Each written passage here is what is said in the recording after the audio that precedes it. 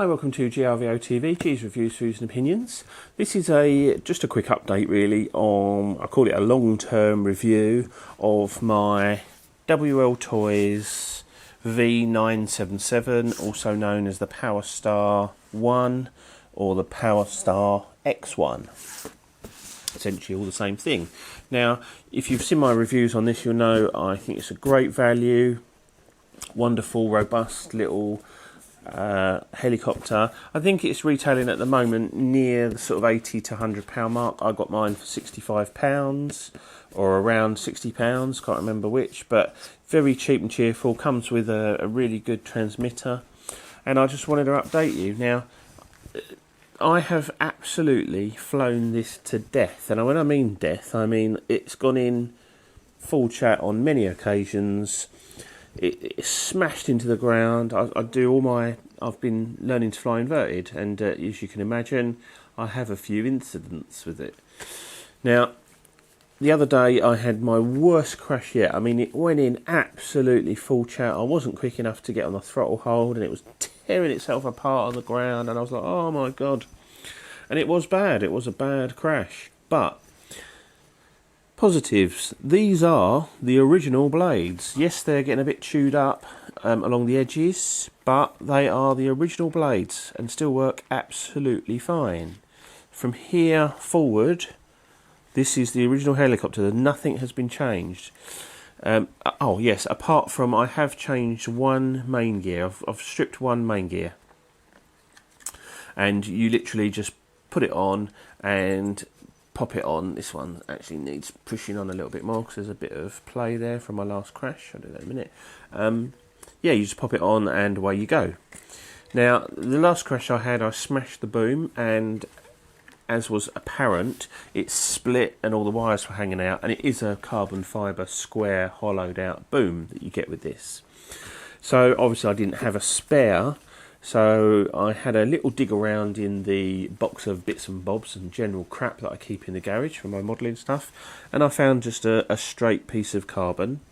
I had trouble getting the boom out. It sort of seemed to be bonded in, so I ended up cutting it off and drilling a hole where the boom goes, and the same this end. I cut it off, this little plastic thing, and just drilled out the carbon that was there. I cut myself a bit of this carbon rod. This is solid carbon rod. I just eyeballed it as far as length goes. Seems to be about what it was, and glued it in. So that's all glued in fine.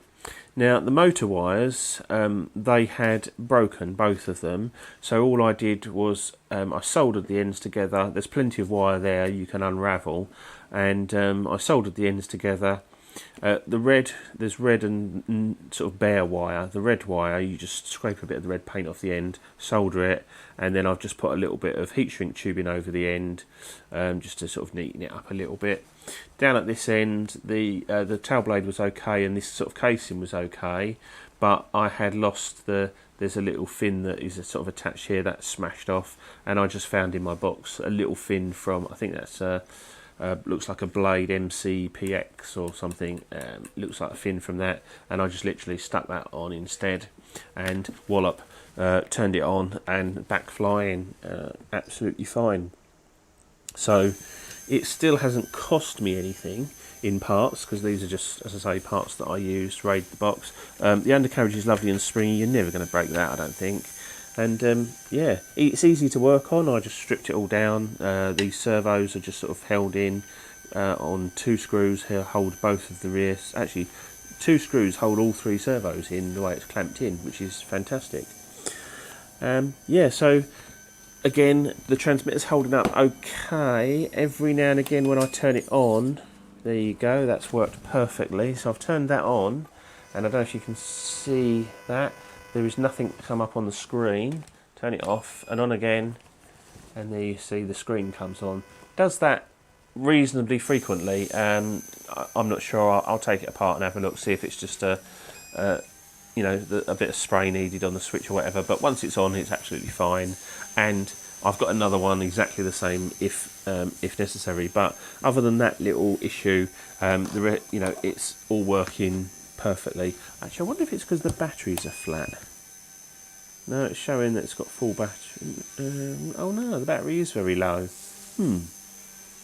I'll have to check that.